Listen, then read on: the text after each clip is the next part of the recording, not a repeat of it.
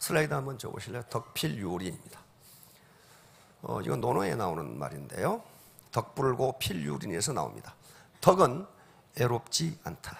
반드시 그 이웃이 있다. 다시 말하면 덕을 베푸는 사람은 외롭지가 않습니다. 반드시 그 덕을 따르는 사람들이 있어요. 그러면 이 반대로 하면 어떻게 됩니까? 부덕, 필무린이 되겠죠. 덕이 없는 사람은 반드시 이웃이 없다. 다시 말하면 덕이 없는 사람은 따르는 사람이 없다. 그런데 덕이 없는 사람이 돈과 권력을 가지고 있으면 그 주변에 많은 사람이 따릅니다. 그건 몰입애들이나 아청꾼들이에요. 그 사람이 돈과 권력이 없어지면 다 떠나버려요. 따라서 돈과 권력이 없어진 다음에도 나를 따르는 사람이 있다면 그 사람은 덕이 있는 사람입니다. 애터미 사업에서 성공하려면 덕이 있는 사람이어야 돼요. 덕. 자, 거기에 대해서 알아보겠습니다. 애터미 사업은 빅 비즈니스예요. 사소한 사업 아닙니다. 사소한 사업이 아니에요. 여기서 가장 중요한 것은 능력이나 학력이나 경력이 아닙니다. 남녀가 아니고 애티튜드, 마음이에요. 애티튜드는 마음가짐입니다. 내가 반드시 성공하겠다는 마음가짐. 이게 가장 중요해요. 이게 바로 작은 생각의 차이가 큰 결과의 차이를 가져옵니다. 이건 윈스턴 처칠이 했던 말입니다. 자, 다음. 자, 에디슨은 영재는 또는 천재는 여기서는 성공은 1% 영감과 99% 노력으로 이루어진다.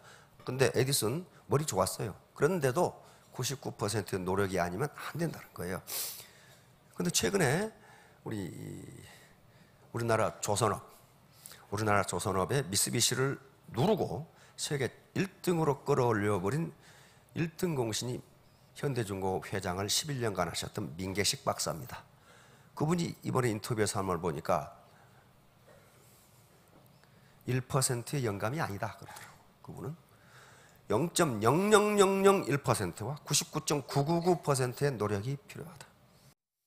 다시 말하면 부친으로부터 뭐라고 배웠냐 하면은 인간은 나면서부터 평등하다. 그러므로 네가 사회적 성공을 하느냐 못하느냐는 너의 노력에 달려있다. 그래 5살 때 영어로 그걸 써가지고 목에 메고 다녔다고 합니다. Man is born equal by nature. 이게 UN 인권선언이에요. 그걸 써가지고 목에. 그래서 5살 먹은 아들한테 인간관계는 어떻게 이루어진다고?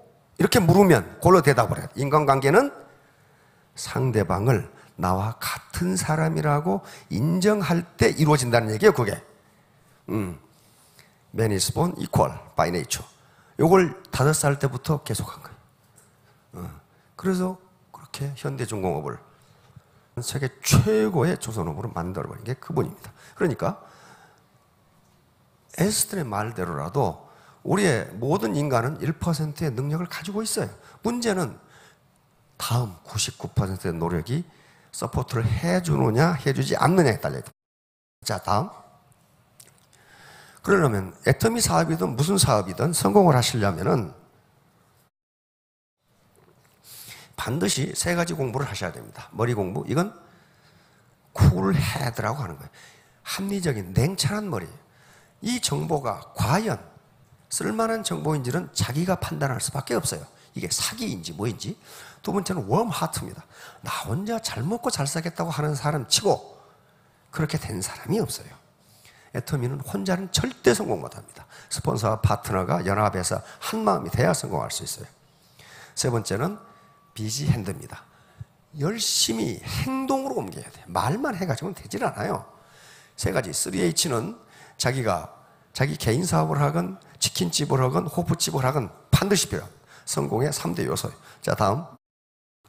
자, 기회비용. 이것은 애터미 사업을 하려면은 반드시 뭔가를 지불해야 돼. 지금까지 했던 그걸 코스트, 비용, 이 기회비용이라고 합니다. 어떤 것을 할 수 있는 기회를 포기해야 돼. 지금까지 등산을 즐기고 개 모임도 갖고 구청에서 하는 댄스 모임도 가고 탁구도 치고 그랬어. 그런데 이 사업을 하려면 그걸 할 수 있는 기회를 포기해야 돼. 그것을 경제학에서는 코스트 또는 opportunity cost라고 합니다. 이걸 반드시 지불해야 돼. 우리나라 여성들 그 통상 TV 연속극 보는 시간이 3시간이더라고. 그거 안 보고 포기해야 돼요. 뭔가 대가를 지불하지 않는데 거기서 소득이 나온다? 그건 있을 수가 없어요. 그러다가 어디에 걸려? 다단계 사기에 걸려. 이번에도 뉴스에 난리죠. 어떤 놈이 400억인가 떼먹고 전부 2,000명 주부들이 다 걸렸더라고. 그럼 뭐예요 이게? 대가 지불 없이 거액을 한꺼번에 벌려고 하니까 그렇게 되는 거예요. 구속이 됐는데 구속되면 뭐해? 다 룸살롱에 가서 다 술 퍼먹고 없던데. 그래 버렸어. 그러니까 절대로 땀 흘리지 않고 돈을 벌 수 있다? 그건 한국이나 미국이나 일본 같은 안정된 사회에서는 있을 수가 없어요. 자, 자기중심적 편파. 이것은 인간의 본성입니다. 인간의 본성. 다른 놈들은 설렁설렁 일하면서 돈도 잘 버는데 나는 이렇게 아침부터 저녁까지 뼈골 빠지게 일해도 돈이 안 벌리는가? 내가 지금 회사에 취직해가지고 월 300만 원 버느라고 상사한테 눈치 보이고 아침에 출근하기 싫으면 출근해야 되고 그런데 나보다 공부 못한 저 짜장면집 하는 놈은 1년에 1억을 번대. 근데 자기가 보기에 저 자식은 맨날 빈들고 놀 것 같아.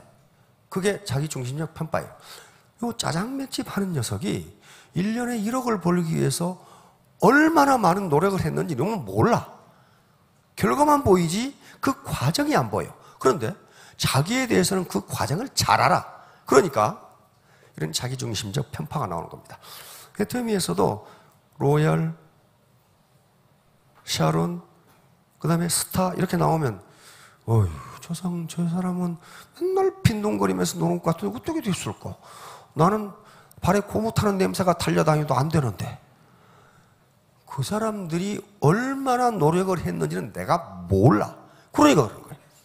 이게 어디서 나타나냐면요. 뷔페집에서 나타나. 뷔페 식당에서. 내가 식당을 쑥 돌면서 제일 맛있다고 생각했던 걸 가져왔어.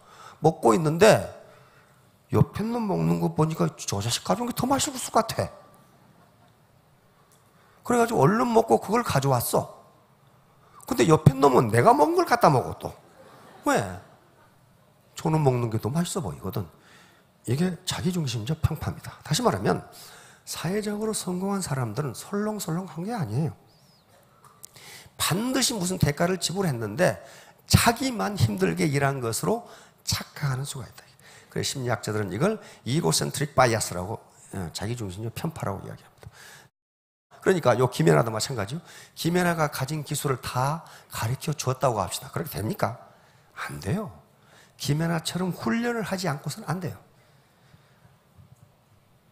그 스케이트 타다가 갑자기 뺑 도는 걸 뭐라고 그럽니까? 무슨 스핀이라고 그러더라고. 그 TV에서 김연아가 얘기하더라고.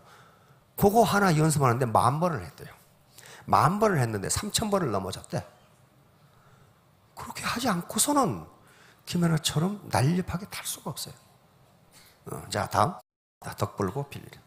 논어에 나오는 말입니다. 덕은 애롭지 않다. 필유림. 반드시 이웃이다. 반드시 이웃이다. Virtue is not left to stand alone. virtue는 덕자는, 덕은 마찬가지. 홀로 애롭게 있지 않다. 반드시 he who practices it will have neighbors. 이웃이 있다. 즉, 덕이 있는 사람에게는 반드시 따르는 사람이 있다. 이런 말입니다. 자, 또 덕인. 덕인은 어떻게 한다? 사람을 얻는다. 그러니까 스폰서가 많은 파트너를 얻으려면 뭘 가져야 된다? 덕을 가져야 됩니다. 덕인이에요. 예를 들면 여기 지금 공자나 소크라테스나 사카 모두 제자가 3,000명으로 되어 있습니다. 그 사람들이 강제로 오라고 한 게 아니에요. 그냥 모여든 제자가 3,000명이에요. 나를 보고. 그러니까 여러분 전부 다 스폰서가 되실 분들인데 그 스폰서를 보고 저 스폰서를 따라가면 돈을 벌 수 있겠네. 이게 덕을 베푸는 거란 말이에요. 나는 저 스폰서를 따라가야지. 그러게 모여든 사람이 자기 밑에 3,000명이 모이면 할만하지요. 할만하다고요. 그러니까 덕이 없는 사람은 그 주변에 사람이 모이는데 사기꾼들하고 몰입애들, 아청꾼들만 모여. 그래서 그 사람이 현직을 떠나면 싹 없어져 버려요. 자, 덕, 부덕, 고. 이건 제가 만든 말입니다. 덕이 없는 사람은 반드시 애롭고 필물인 이웃이 없다. 그래서 제가 항우하고 유방의 예를 들었습니다.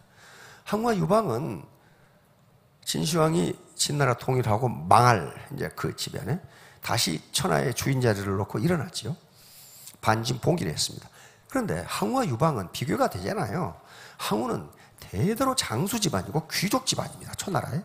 유방은 말단 하급 관리로 지금 같은 면장 정도밖에 안 되는 지가 아버지 어머니가 이름도 없는 그런 건달이었어요. 그런데 천하를 차지한 것은 누구예요? 유방입니다. 항우가 아니에요. 항우는 결국 이 그림에서 보는 바와 같이 양자강에 줄인 오강이라는 데서 자기가 스스로 목을 쳐서 자결을 하고 항우가 자기 몸처럼 맡겼던 오추마도 결국 오강에 빠져 죽고 맙니다. 죽고 말아요. 어떻게, 왜 그렇게 됐을까? 바로 항우는 자기만 똑똑해. 자기만. 아무도 다른 사람 말을 듣지를 않아요. 왜? 내가 더 똑똑하다 이거야. 유방은 참모들의 말을 그대로 들어. 왜? 나는 무식하다 이거야. 그래가지고 결국 역발상기계에서 힘으로는 산을 뽑아버리고 그 기계는 천하를 덮을 수 있는 항우가 결국 자결로 끝을 맺게 됩니다. 유방이 승리를 해요. 그건 항우의 결정적인 것은 덕이 없어. 덕이. 자기만 똑똑해가지고 사람을 있는 대로 죽여. 유방은 엄청난 덕을 베풀었어요. 다 적지를 가면 약탈질을 안 하도록 그렇게 했어요. 왜? 유방도 욕심이 많은데 참모들이 그렇게 시킨 거예요. 그 말을 들은 거예요. 자, 돈으로 살 수 없는 것들. 점점 시장 경제가 발전하면서 돈으로 살 수 있는 것들이 많아지고 있습니다. 그러나 아직도 본질적 가치에 해당하는 것은 돈으로 살 수 없어요. 예를 들면 인격이라든가 덕이라든가 노벨상이라든가 것은 돈으로 살 수 없어요. 학위, 이것도 마찬가지예요. 살 수 있는데 사는 즉시 그 학위는 안 사니만 못하게 돼버려요.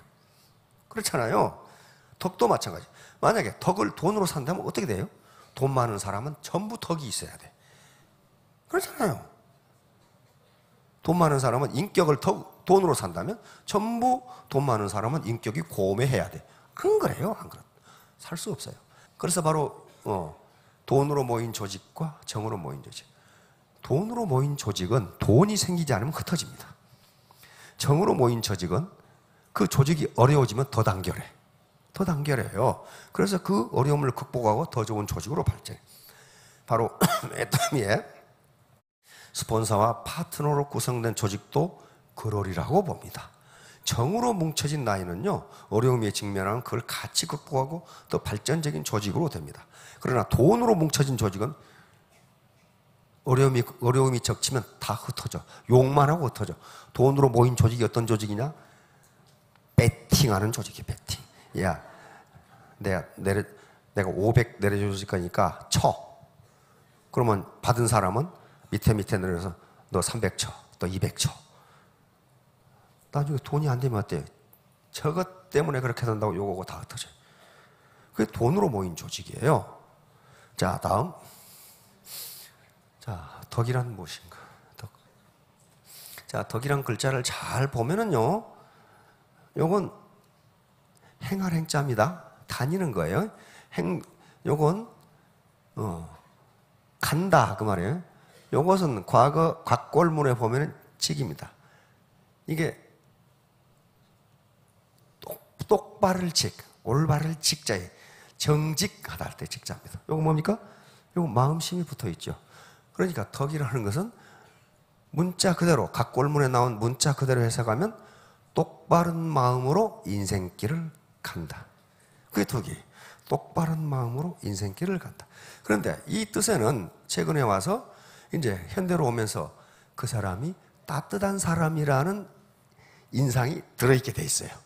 따뜻한 사람이란 말이야. 자, 그러니까 많은 학자들은 덕은 생득적인가 후득적인가? 나면서부터 덕을 가지고 있느냐? 그렇지 않다고 봅니다. 살아가면서 덕을 쌓아가는 거예요. 그래서 덕은 덕이다. 왜? 덕은 살아가면서 얻어지는 것이다. 그 말이. 각골문에는 이 직자가 덕으로 돼 있어요.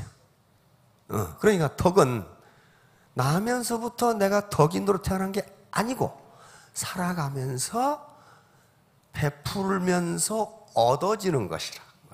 그래, 그렇게 하실 수 있잖아요. 이건 학력도 필요 없고 경력도 필요 없습니다. 돈 있다고 덕이 쌓이는 게 아니에요. 오케이, 중심 특성. 게슈탈트 심리학이라는 심리학이 있습니다. 이것은 인간은 또 모든 것은 각 부분의 산술적 합 이상이다. 그 말이. 모든 부분의 산술적 합은 산술적 합과 그 전체는 같지 않다. 그 말이. 같지 않다. 예를 들면 우리 몸이 무슨 몇 가지 원소로 구성되어 있죠. 산소, 수소, 미네랄 다 구성되어 있어요. 각 부분은 그렇게 구성되어 있어요. 그러면 그 미네랄을 다 합해서 통에 흔들면 사람이 되느냐는 거예요. 게슈탈트 심리학자는 안 된다는 거야. 전체는 부분의 산술적 합 이상이다. 그래서 이 실험을 어떻게 했느냐 하면은, 자, 대학입니다. 대학에서 강사를 소개할 때 똑같은 사람인데 A 클래스에서는 이 사람은 지적이다. 숙련된 사람이다. 근면한 사람이다. 따뜻한 사람이다. 이 말이 들어가 있어. 결의가 굳은 사람이다. 실용적인, 신중한. 똑같은 강사인데 B 클래스에서는 여기다 따뜻한 대신에 차가운 이라는 말을 집어넣었어요. 학생들은 그냥 소개를 받은 거예요. 다른 것은 다 똑같아. 똑같은데 요것만 달라요. 그런데 수업이 끝난 다음에 강사를 평가하라고 했더니 따뜻한이라고 소개받은 그 반이 강사를 훨씬 긍정적으로 평가했어요. 이건 미국에 있었던 일입니다. 미국의 합리주의 사회에서 있었던 일이에요. 실용주의 사회에서. 우리 정으로 뭉쳐진 우리 유교 문화가 바탕이 된 원정주의 사회에서는 어떻게 나타나겠어요? 그러니까 여기서 게슈탈트 심리학들이 발견한 것은 요 전체를 평균하면 똑같은데 사람은 그 중에 어떤 특별한 말을 가지고 그 사람 전체를 평가해버린다. 그러니까 우리 사회에서 그게 뭐예요? 덕이에요. 저 사람은 덕이 있는 사람이다. 그렇게 평가받는 것하고 저 사람은 덕이 없어. 그래 버리면 그 사람이 능력도 있고 신중하고 정직하고 하더라도 안 통하더라는 거야. 그래서 게슈탈트 심리학자들은 정직한, 신중한 이런 것을 주변적 특성이라고 부르고 따뜻한 사람이냐 차가운 사람 이걸 중심 특성이라고 불렀습니다. 중심 특성이라고 불렀어요. 자, 그러니까 왜 그러냐 하면은 우리는 각 개인의 낱낱의 특성이라든가 낱낱의 행동을 다 기억할 수가 없어요. 그것을 종합한 걸 뭐라고 그러냐면 평판이라고 그럽니다. 평판. 저 사람은 어떤 평판을 듣고 있냐? 저 사람은 따뜻한 사람이다. 그렇게 평가를 받아버리면 나머지 요소들은 기억을 못하고 그 따뜻한 사람이냐 차가운 사람이냐를 가지고 그 사람 전체를 평가해버린단 말이에요. 그 사람 일도 잘하는데 차가운 사람이다 그러면 X야. 똑같이 일을 잘해도 저 사람이 따뜻한 사람이다 그러면 일을 잘한다 그러면 뭐라고 그래? 원래 잘할 줄 알았어. 차가운 사람인데 일을 잘한다 그러면 뭐 어쩌다 좀 했겠지. 이런 식이 되어버린단 말이에요. 그러니까 스폰서의 입장에 있는 사람은 파트너로부터 저분은 따뜻한 사람이라는 평가를 받아야 돼요. 그 낱낱의 행동을 어떻게 했느냐는 것은 개인이 다 아실 겁니다. 자, 다음. 이제 마지막으로 요거예요. 요게 지금 1%의 능력이 필요합니다. 능력이 전혀 없다. 그럼 여기까지 걸어오시지도 못해.